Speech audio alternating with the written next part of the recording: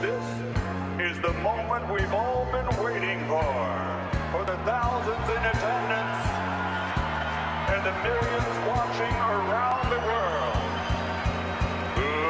Let's get ready to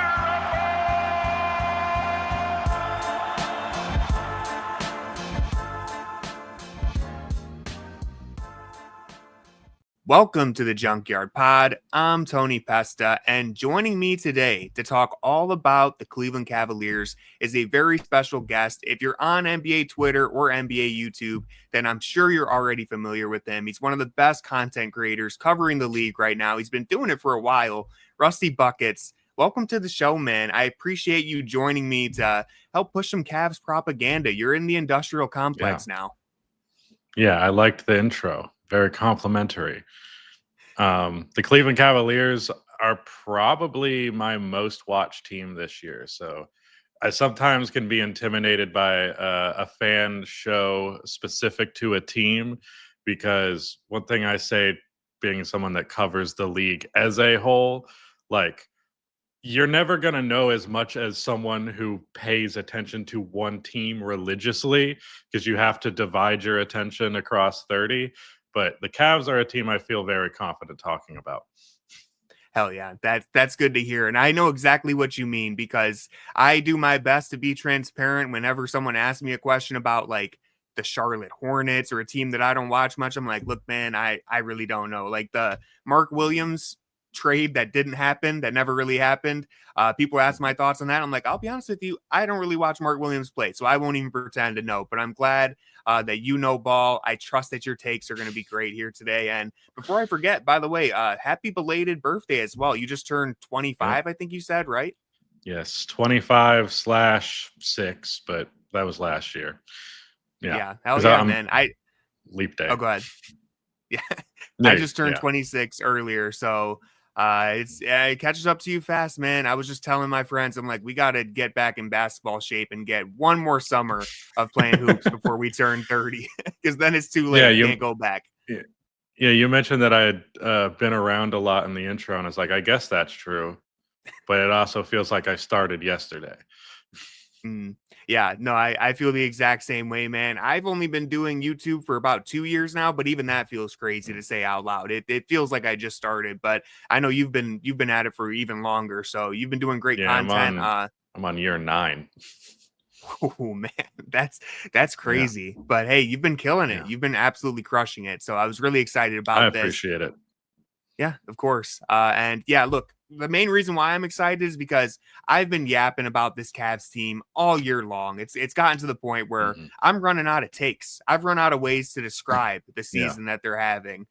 So I want to ask you, as someone who isn't primarily a Cavs fan, what has been your biggest takeaway from this team? How would you describe the Cavs right now?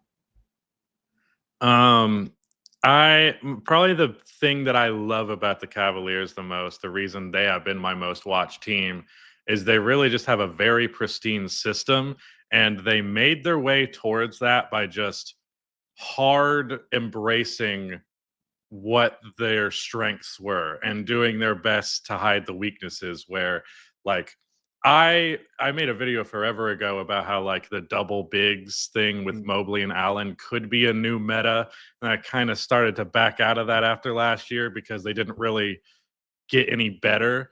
But the double bigs thing has finally materialized in a way that it's just devastating and, like, not at all a hindrance. I mean, obviously it helps that Mobley's been shooting threes, and it seems like his volume keeps going up as the year goes along, because I was saying early on, like, his percentage is good, but he's taking like 2 wide open threes a game. Like, that doesn't necessarily make him a legit floor spacer, but lately he's really been hitting them, so maybe he is. But that'll be tested in the playoffs. But my favorite thing is the playmaking between those two. Mobley lobs to Allen and the reverse of it. But it's not just that they are good passers, it's the speed of their processing. It takes them a split second to decide where they're passing the ball, which for big men, even in the modern NBA, usually they get a little deer in headlights when they have the ball on the elbow and they don't really know what to do with it. They always know what they're doing, and it's split second decisions. And, like, Mobley and Allen both being that good at passing as big men, and then you have Darius Garland, who's probably top 5 playmaker in the NBA. Donovan Mitchell's very good at it. Like, everybody on this team makes the right play all the time. Offensively, they lean on their guards as they did historically, but they have the dynamic of Mobley just being a world beater on a mismatch. Like, I think a year ago, you could put a 6'8" wing on Evan Mobley and you'd probably be fine. Yep. But now he's going to put your ass in the basket. Yeah, that's something we've been talking about all year, is just the confidence from Evan Mobley, being a mismatch hunter. Like, you're right. In the past, you could put a 6'8" wing on him. You could even get away with a guard on him at times in a pinch, because he didn't really seek out his own shot that much. But now he, like you said, he's literally putting guys in the basket. He's going right at them. And I'm really glad that you mentioned the big to big passing, because I love it. Every single time they throw that lob to each other, it's my favorite part of the game. And when you talk about like the two big lineups and it becoming a meta, one reason why I always had faith in it. Listen, it's a little weird having two big men out there when they first started this experiment, but Jarrett Allen and Evan Mobley aren't two traditional bigs. They have a lot of skill. Even Jarrett Allen, who I think gets buried by Evan Mobley just being such a, potentially all NBA level talent this year. They're both so skilled. Their processing speed, like they really, the synergy between the two of them has been great. So I'm glad that that's something that stood out to you, because every time it happens, I'm smiling ear to ear. I feel like it's also a testament to needing to give things time, because, like, as I mentioned last year, I was like, kind of like, you guys might need to commit to one of these guys. Obviously, it would be Mobley, but like, you might have to trade Jarrett Allen for like a very, very good wing. Turns out you can get one for second round picks and Karis LeVert. But now I'm just like, they got enough time. They figured out the kinks. It took some time. Sometimes it looked awkward, but the defensive ability of it was very readily apparent. And I was like, if they can make this just smooth offensively, then they're going to be damn good. By no means did I expect what they've been this year, but I'm not shocked that finally worked out. I saw the potential in it immediately, because like, I feel like it's a back and forth meta where the used to do double bigs. Chris Bosh and Draymond Green got rid of that. And then the rest of the league goes so small that now when you bring out double bigs, teams are like, whoa, we don't know what to do with this. Yeah. I mean, great point. That it really is. It was a bold move from JB Bickerstaff. I know that some Cavs fans had some harsh feelings for him, but he saw the vision. He tried to make it work to the best of his ability. And then Kobe Altman this summer really doubling and tripling down on the core four, and eventually it all fell into place. Now, you said it, and I'll even agree. As a huge Cavs fan who I thought, I saw the potential with this core four, I didn't expect it to be like this. This is every single thing that could have gone right has gone right up to this point. I've been running down the list on Twitters, but I'll just say it right here to put it into perspective. The Cavs, obviously 52-10, on pace for a franchise record for wins. 3 All-Stars this season. They very well could end up having 3 All-NBA players by the end of the year, but we're going to talk a little bit about that later. They have the Coach of the Year front runner in Kenny Atkinson. They have not one, but 2 Sixth Man of the Year candidates in Ty Jerome and DeAndre Hunter. The new Defensive Player of the Year front runner in Evan Mobley. And most importantly, they have the best vibes in the NBA. Only OKC really contends with that. Yeah. The vibes are through the roof. So, and OKC, they got good vibes, but the Cavs, we have a dancing frog. I don't know if you've seen that, but I think that gives I don't know nothing about no dancing frog. You're going to have to find out. Once we win the championship, I'm sure you'll see it. Yeah, we have a Cavs frog that after every win is just out there downtown Cleveland dancing around with the fans. But yeah, when you put all that together, you get truly just a dream season. Of course, we have to see what happens in the playoffs, but so far in the regular season, it's been perfect. Yeah. Shout out to Ty Jerome. He's my favorite player on the team by a mile. He's been one of my players this year, period. He's been unreal. I don't know if you had the trade deadline as a topic, but I just want to say that, like, and we're going to go into this, but like, I was teetering on whether I maybe liked the Cavs more than the Celtics for the East this year. And then that deal happened. And I was like, simultaneously, you're giving Ty Jerome more opportunity, which he deserves and will make the best of. So it's just more good. And then DeAndre Hunter provides a scoring versatility on the wing that you guys just did not have. That A+ trade deadline, especially for second round picks, dude. Taking advantage of the Hawks' stupidity is masterclass. I can't believe it, man. That the fact that they were having such a good season even before the deadline, and then they addressed the biggest need that they've had for like 3 years, getting a legit wing. You mentioned Ty Jerome. Dude has been unbelievable. I there has to be so many opposing fans who just have no idea who this guy is. Then he comes in and whoops their ass and in like 20 minutes too. Yeah, he plays like 20 minutes, puts up 26 points.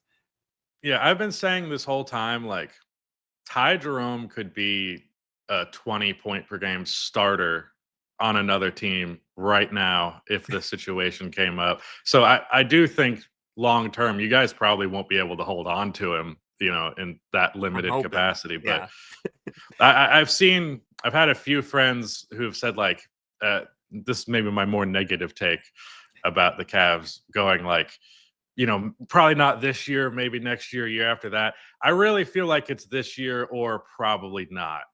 That's not definitively, but they really have such a good squad this year, and the ability for that to fall apart with people getting bigger deals over time, it goes away quickly.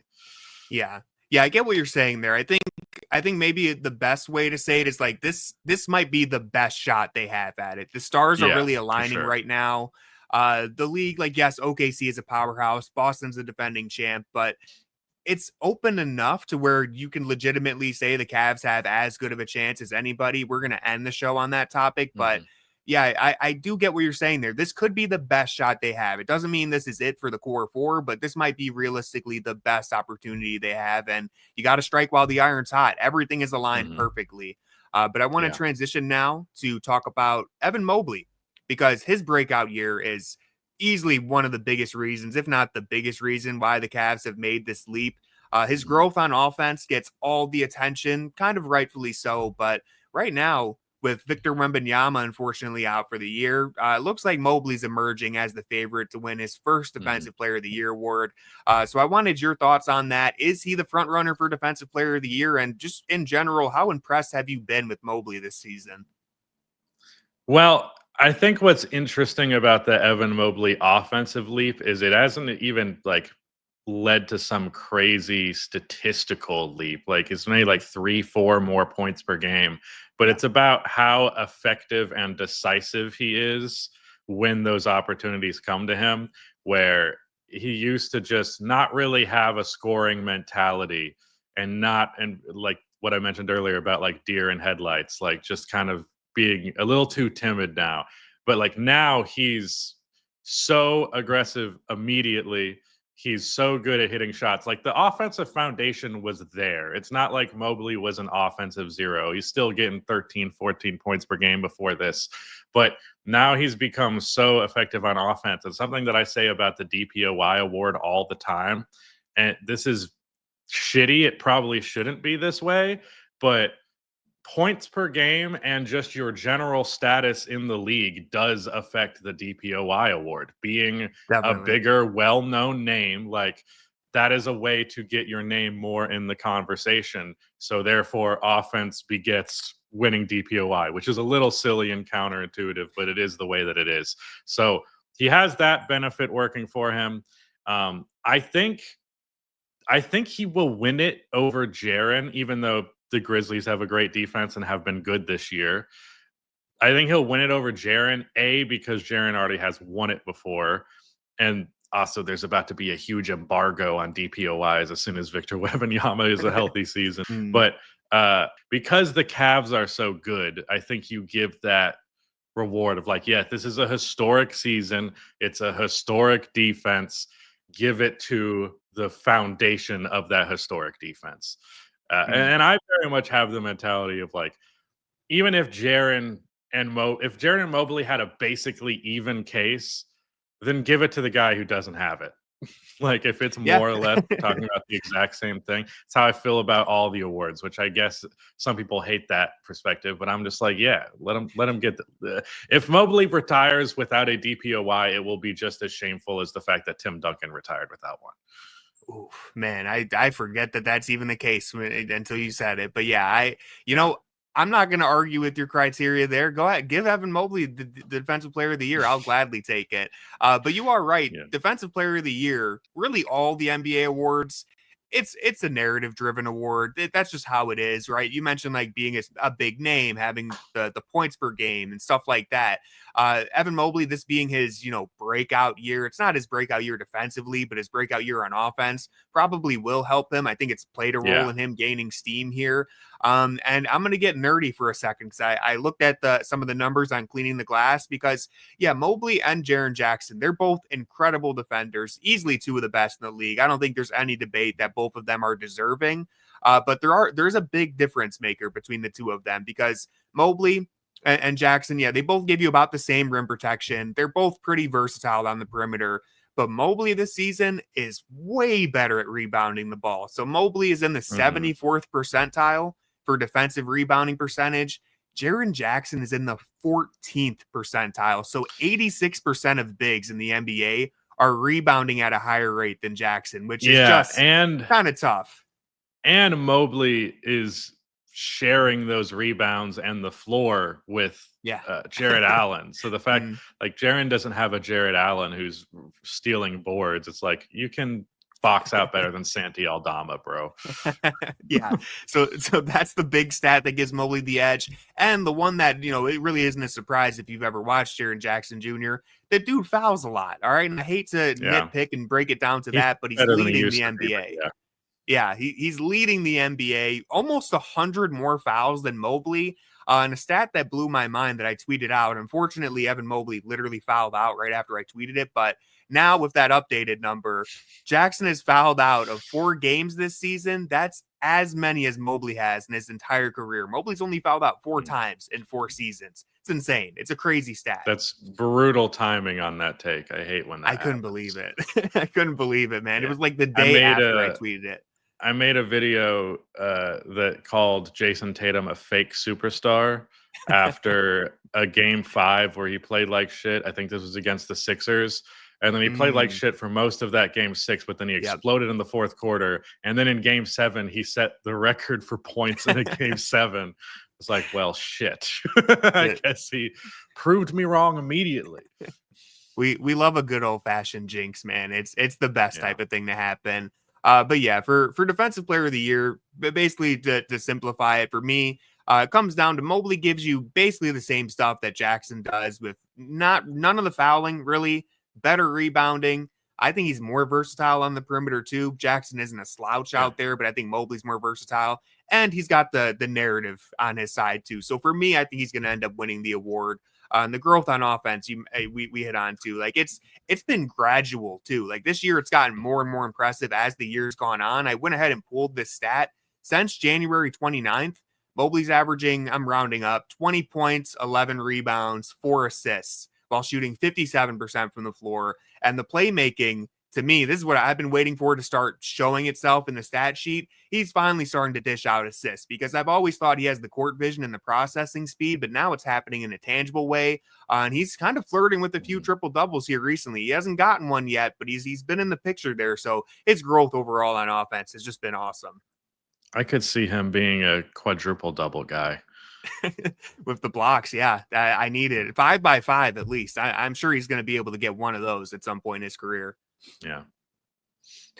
But so we have 2 more topics today that we're going to get to, and this next one is near and dear to my heart because Darius Garland, the Cleveland Cavaliers darling, after just truly a season from hell last year, not only does he bounce back to become an all-star this year, but he has a very strong case to be an all-NBA player as well. So, Rusty, is it insane for me to say that, or do you think DG really does have a case to be on the all-NBA team?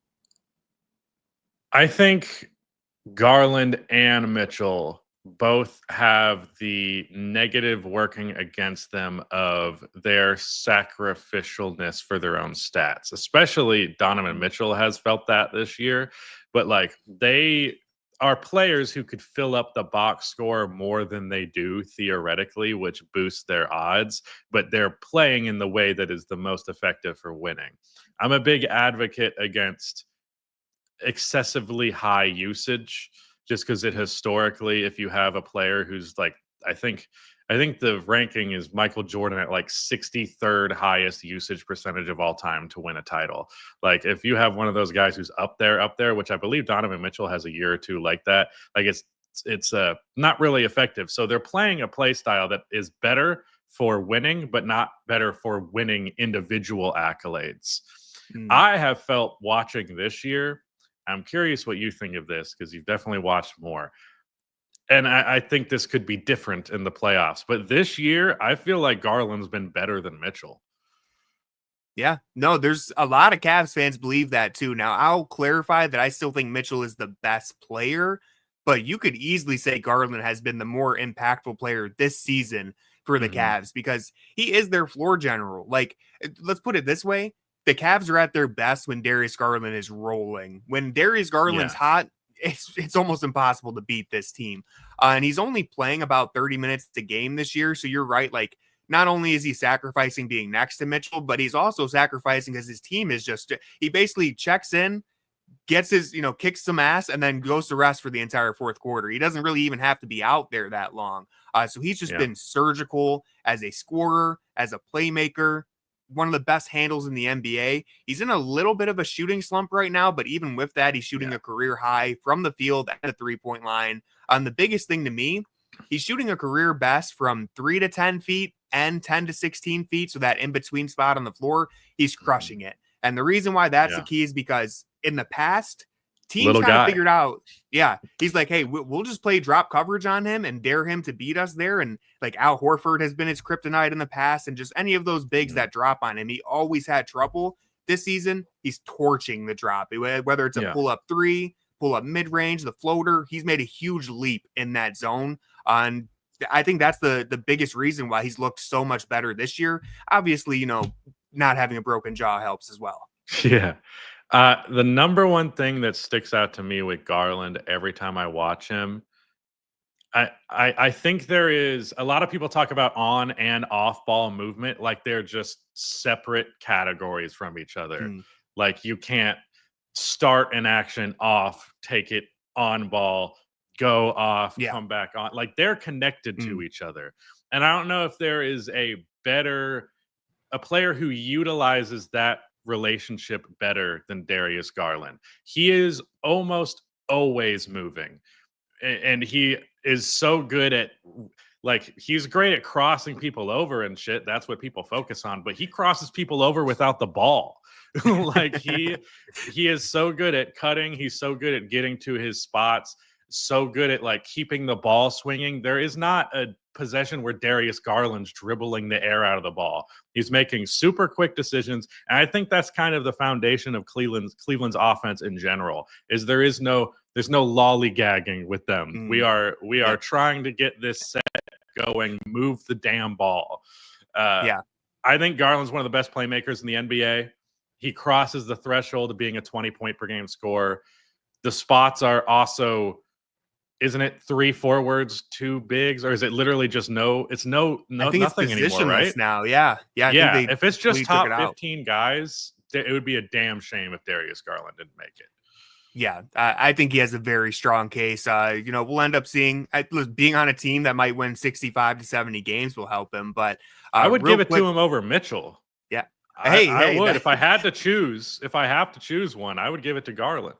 Yeah, and you know what? Every time I hear that, it's surprising. But we've laid out the case again. It's surprising to me because the last 2-3 seasons, it's been Mitchell kind of one-man army carrying the team. So it feels weird to say it, but hey, man, Darius Garland, like I said, the Cavs are at their best when he's playing well. So I see the case, although I think Mitchell's going to make it. Not only is he deserving, but the reputation. Like, I think he's a lock. And then Garland and Mobley, I think Mobley's probably more likely. if Mobley doesn't make it, there should be riots. That's horseshit. Yeah, we will be storming the NBA headquarters because Mobley, it's his breakout year. I think he's gonna be a lock. And then Garland, most likely one to be snubbed out of the three, but he also might be the most deserving in a weird way. It's just the Cavs are having a weird season. There's so many guys who deserve so many different if there's a team to give them three guys, it's them. Yeah, absolutely. I also want to say about Donovan Mitchell, though I do think Garland has been better during the season. What I mentioned about usage earlier, I think that is very much the strategy of the Cavs. Is like, we're using Donovan Mitchell exactly as much as we need to during the regular season. But when you need that superstar, unbelievable offensive explosion type guy, he's shown in the past that he can do that, and you still have that option in your back pocket. But having that's a damn good backup plan. That's your backup plan is something we know works pretty well. So, yeah, if Garland doesn't make All NBA, I would understand it. If Mobley doesn't, I'd actually be pissed off. I'll be right there with you, man. And Mitchell, we saw it against Boston, right? It's like, all right, offense is kind of in the mud right now. I'm just going to score 41 points and carry us over the hill. So that was awesome. And before I forget, before we move on, you mentioned the Cavs offense just moving quicker and Darius Garland's off-ball movement. That's a huge difference because in the past, it felt like Mitchell and Garland, they're kind of just taking turns and then the other one's trying to get out of the way. Like, just go stand 20 feet away and get out of the way and don't cut, don't move, don't set a screen. Just, we're trying to run a pick and roll. This year, Darius Garland, like you said, he's crossing people without the ball. He's doing a good job of, all right, I have the ball, defender closes out to me, I'm going to give it to Jarrett Allen and then backdoor cut right away. And sometimes it's a give and go for a layup. Other times, maybe Allen, the pass isn't there and they just flow into the next action. It's just little stuff like that. Ball movement, off ball movement, all around. It's been so much better for the Cavs. And hey, they have the number one offense in NBA history right now, I think, which is a little fluky, but by the numbers they do. Listen, there's like the 2017 I don't know Warriors if it is better, but it's been been like right on the verge. So maybe it's gone down. I don't know.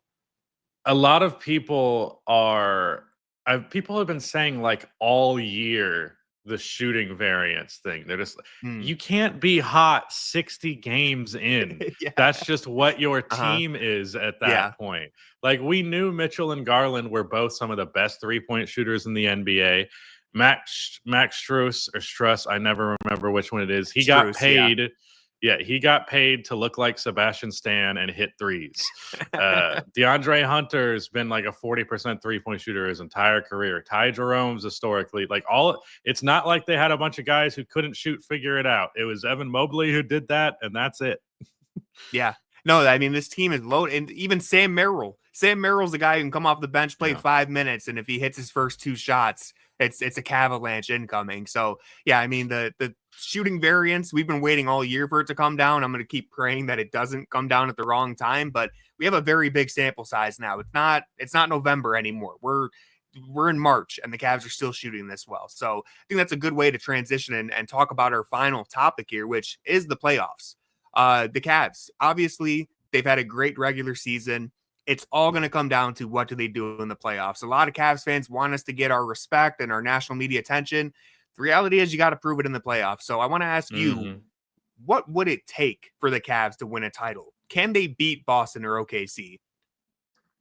Well, first of all, as I mentioned, the trade deadline, I have felt even better about Cleveland since the trade deadline because I really felt like it was an extremely well-balanced roster, but this turned it from like really well-balanced to like perfect. Like, it really is perfection. The fit is across the board as good as you can realistically imagine. I feel like first, obviously, you got to get through Boston. I've been flirting with the take that I think the Cavs actually have it because I believe in the team a lot. The only thing that really concerned me was when they matched up last, the mismatch hunting with Darius Garland. Donovan Mitchell plays bigger than he is, so he's not targeted like that as often. But, the juxtaposition of tiny perimeter defenders and then your bigs trying to do a lot of cleaning up, you do have that to fall back on, which is very good. But I do I don't know. That's the thing I worry about maintaining. But my take is probably at this point, if Boston's healthy, like healthy, if you get a pretty good Porzingis throughout most of the series, that's probably, I would lean Celtics, but it'd be very close. But the odds that Kristaps Porzingis is healthy for that entire series seems very minimal. The odds that someone else doesn't go out. Boston can't afford to have their bodies drop. Cleveland can. Cleveland has a pretty deep bench. They have like 5 guys on that bench that you're comfortable putting in a playoff rotation. And Boston has like 2.5. So if those bodies start falling and then you're playing like Luke Cornett 15 minutes per game, suddenly you're in deep shit. So it's going to be barbecue chicken. Yeah, I think injuries would define it, really. If the Celtics are fully healthy, I got to give them the edge as the defending champs. But what I have been harping on a lot, and there's no way to say it without coming off like a Celtics hater, and I kind of am, so it's fair enough. But like, the Cleveland Cavaliers are a significantly better team than anybody that Boston faced last year. Cleveland will be their biggest, most difficult opponent to date, easily. It's not even close. So, like, obviously, we've seen the Celtics win a championship, but have we seen the Celtics win against a team this good? No, we haven't. So we don't have proof that they can actually handle that. They obviously are very well battle tested, at least their core pieces. But I am very skeptical that the Celtics can hang, as like, not just hang, but I especially don't think they can blow them out. Like, there's a lot of people who like think Boston's going to wash Cleveland. There isn't a chance this series is not a dogfight. Even if it was theoretically a gentleman's sweep, it would be a gentleman's sweep where each game was defined by a couple of possessions. So, I just think I worry about the mismatch hunting. That's basically it. In terms of the game plan for what Cleveland does otherwise, I think they really just need to play big and then hope you can match the 3-point shooting as much. But like Boston, they're good at versatility, so that like they're having big wings. They have, an ability to play smaller and still be fine. But like, I think Cleveland wins that series on the merit of the double bigs and like just how much they control the paint on both ends of the floor. Yeah. I mean, everything you said, fantastic points. I agree with you, actually. I would still have Boston as like the slight favorite, but really since the deadline, like, so before the deadline, I said Boston clear favorites, but the Cavs have like a fighter's chance. Post deadline with DeAndre Hunter, now I'm like the margin, the gap has really narrowed. I could see either team winning this series now. You said it'll be a dogfight. Like, I expect it to go 6 or 7, and either team winning wouldn't surprise me. The Cavs, Evan Mobley is going to be the big key, but the other thing too is like right now, usually just in terms of winning the championship, you usually need the best player in the world, or like at worst a top 3 player. The only exceptions to that is when you have a team that's just a loaded squad that can rally around each other, kind of like the 2004 Pistons, or honestly, even a little bit like last year's Celtics, who won I was really just gonna say a true top 3 player, right? So the Cavs, you got to win by committee, and that's what we've seen all season long. You're going to need Evan Mobley to have some dominant moments. Donovan Mitchell has to be a flamethrower. Darius Garland, he's got to be that elite floor general. You need a Ty Jerome game. You need DeAndre Hunter being ready to make an impact. You can keep going down the list. Jarrett Allen, Merrill, Wade, Okoro, like these are all guys who are capable of giving you even just a 4-minute stretch that changes the momentum of a game. The Cavs are going to need a little bit of that from everyone at the right time to win a championship. And I know that's a lot of factors to juggle, but winning a championship is really hard. So you need a lot of things to go your way. And this season, I think we've seen a lot of proof of concept that it can work. Is it going to work? I don't know. It's impossible to predict, but I truly believe that the Cavs can beat anybody in the NBA. And to be honest with you, again, Mobley's probably the biggest factor, because really from the moment he was drafted, he's been the X factor for this team. the Cavs championship aspirations have always been on his shoulders and his development. And I don't think that's changed. You need him to show up against Boston or OKC. His 3-point shooting is the big thing. It's like, if he, because like the example I always point to is Al-Farouq Aminu shot like 38% from three on like 6 attempts per game one year for the Blazers on one of those Dame teams. And then the playoffs came around. I don't remember who they lost to. It might have been the Nuggets, but they didn't give a shit about him on the perimeter. They left him wide open and he shot like 30%. So it's like, yeah, you can be a high percentage on decent volume guy in the regular season, but are NBA defenses going to respect you? And if they don't, are you going to make them pay for not respecting you so they start to? Or is there now a huge hole in your offense that is unavoidable in order to play some of your best players together? So if he makes them at least not be like, yeah, whatever, I don't care, shoot that. As long as he can get a little more than that, I feel good about them. Yeah. And I think the way I would put it is that Boston has more margin for error than Cleveland does, but Boston, I think, is more likely to experience those errors. Yeah, that's a good way to put it. And listen, as Isaac Okoro's number one defender, his strongest soldier, I know exactly what it's like to shoot good in the regular season and then be completely ignored in the playoffs. So hopefully that doesn't happen to Mobley. And the good thing, tying this all back together to the deadline and then wrapping up, the good thing is now, even if they do treat Evan Mobley like that, you have DeAndre Hunter who could play the 4, and you could say, all right, we got to go one big. The spacing is being hurt by Mobley not being able to knock down threes. We'll play him at the center. DeAndre Hunter, you're playing the 4 now, and the Cavs have options. Yeah, so that's the best thing about their depth. My only concern with that is, like I said, I think the reason Cleveland's been good is because they embrace that core 4. They embrace all those things. So, like, if Boston gets Cleveland going, okay, we got to change up our lineups, we got to start playing Hunter at the 4, I think you've lost at that point if you get there. Yeah, I guess it's going to be an interesting chess match because the two bigs, that's the easiest path towards beating Boston, I guess. If you have Evan Mobley and Jarrett Allen dominating, then it gets really tough for Boston to overcome it. But the point that I was trying to make, I guess, is just that at least now the Cavs have an alternative. Before, you were really like, it was really over. Now at least you can maybe talk yourself into it, but either way, I think we both agree it's going to be a dogfight. Like the playoffs are setting up for some truly dynamite matchups in the conference finals and the NBA finals. So I'm just really thankful as a Cavs fan or NBA fan in general. Now, unfortunately, as it relates to OKC, that's a harder sell to me than Boston, because OKC is my title favorite. They have been since going into the year. The fact that we haven't seen a repeat champion since 2018 also makes me like very hesitant to say the Celtics are going to do it again. It does help that they brought everybody back, which most of those championship teams did not do. So they have that edge for them. But OKC, especially if you get Chet, that's going to be really hard, dude. I don't even want to think about it as a Cavs fan. I'm like, hopefully I don't have to face them, because especially I agree. Who are you putting on Shea?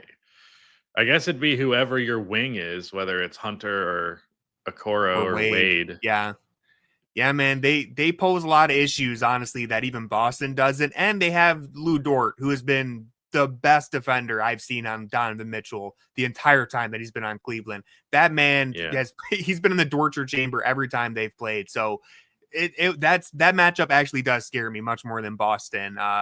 But yeah, it's gonna be a dogfight either way just to get there. And then you have to figure out how to handle Chet, and really a 2 big lineup of their own with Chet and Hartenstein. Right, because they're the only other team. They're the only other team in the league that can do double bigs even remotely as well as Cleveland can.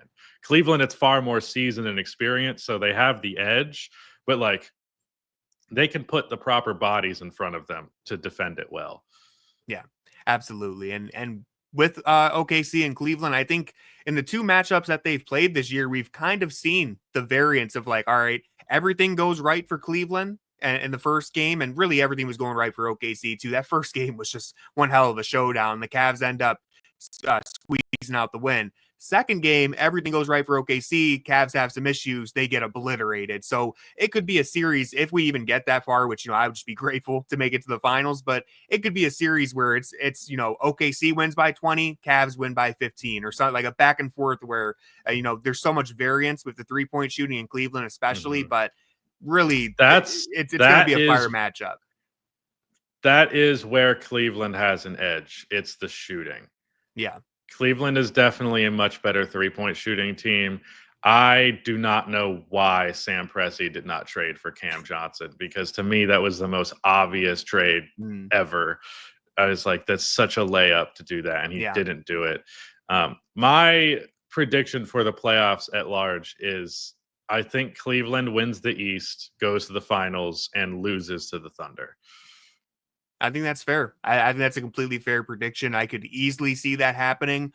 I guess just one last point before we wrap up. I guess if you're trying to make the argument against OKC, where I would take it is what happens if no one else on OKC steps up offensively, and it's just kind of Shea having to do it all on his own, like the supporting cast. J-Dub can be shaky sometimes. J-Dub has a rough series. Then the Cavs might be able to zero in on Shea, and it just becomes like, all right, we're trapping him every possession, and you guys can't buy a bucket. Meanwhile, maybe Max Strus gets going. There's a lot of different ways it could go, and like I've said a bunch of times, I'm just thankful we got two historic teams in the NBA this year. It's really crazy. Yeah, Cavs and Thunder. The Cavs are 52-10. The Thunder are 51-10, I think, 51-11. It's wild. Knock on wood for health, because if health permits, and if I'm correct that the Lakers are probably going to be the team that meets OKC in the Western Conference Finals, we are in for an all-time great conference finals pairing. Maybe not the playoffs at large, but conference finals and finals this year should be excellent, regardless of who comes out of the East or out of the West. If it's the Lakers, wouldn't it be cool to get Lakers Celtics in 2025? Yeah, or Lakers Cavs too. The narratives, the storylines would be great either way. But, I didn't even think about LeBron versus Cleveland in the finals. That's really something. It'd be wild. So there's so many fun ways this could go. I seem to get mixed reviews on LeBron from Cleveland, like Cavs fans. There seems to be a lot of people who still harbor some level of distaste for him. I just wonder if he beat them in the finals, how would that feel? How would they feel about LeBron after that? Because that's going to change things. I haven't even thought about that matchup until now. I still haven't even gotten over Luka being a Laker. Neither have I. That still doesn't click for me. Even when I watch the games and he checks back in after sitting out, I'm like, they have Luka now? Like, what? When did they get him? It's ridiculous. But I will say, I think that's a loud minority who hates LeBron in Cleveland still. I think the vast majority of us are LeBron fans. But if he beats us in the finals, there's going to be some clicked interesting. There's nothing like the hatred that you have for the opposing player's star when they eliminate you from the playoffs. Yeah. So that'll be interesting to see. So we're going to wrap up now. Rusty, thank you for joining, man. Listen, I've been subscribed to you for a long time. So having you on my own show is super awesome. I think you make great content, and I think you use your platform really well to speak up on certain issues. So I'm really glad that we were able to do this. Yeah, I appreciate it. It was a good time. Hell yeah. Everyone, make sure you're following Rusty Buckets on YouTube and Twitter. I'll put the links in the description. And while you're at it, make sure you're subscribed to this channel as well. If you enjoy the Junkyard Pod, hit that follow button, drop a like, and leave a comment. And I have one final plug before we go. I actually just pulled the trigger on a second channel for movie discussion. So if you enjoy my podcast, make sure you guys go follow that. The link will also be in the description there. And I seriously can't thank you enough to anyone who subscribes to that. And you got I actually movie have discussion podcast. Yeah, and I have one final question here for you too. This is the ultimate vibe check. You ready? What is your favorite Timothee Chalamet movie? I mean, it has to be Dune 2. Let's go here. I mean, it has to be Dune 2. We got him right here, ladies and gentlemen. Rusty Buckets approved. He is a when Dune he head. Yells silence. Oh my god! I was so mad. Cinema. I was so mad that he was nominated for the Bob Dylan movie when he way Should have been better. nominated for both, honestly. Yeah, Sure, it's been a running but bit. But if I had to choose, like Dune, Mm. I liked Dune 1. I didn't love Yeah. Dune 1. Mm. Dune 2 is a great movie. It's one of the best Phenomenal. sci-fi movies ever made. And if they land on the third, here's my hot take to end things. Let's go. I've said this to my dad. I think it can be better than the Star Wars original trilogy. I'm so happy. Listen, man, having another Dune head on the pod is crazy. Jackson, my usual co-host, is a big Star Wars fan, but he doesn't like Dune. So he's going to love that you just dropped that hot take. Everyone, make sure you follow Rusty for sure now after that. I finally got another Dune head with me here. I literally have the books right there, too. Couldn't agree more. So I did not read them, that take. But the movies are good. Yeah, I've only read the first book. I've heard they get really sketchy after that, but I'll get to them eventually. But yeah, my first video on the new channel will be ranking every Timothee Chalamet movie. So like I said, make sure you're following that if you're a Dune head. Thank you again, Rusty, for joining. This was a fantastic episode. And with all that being said, go Cavs.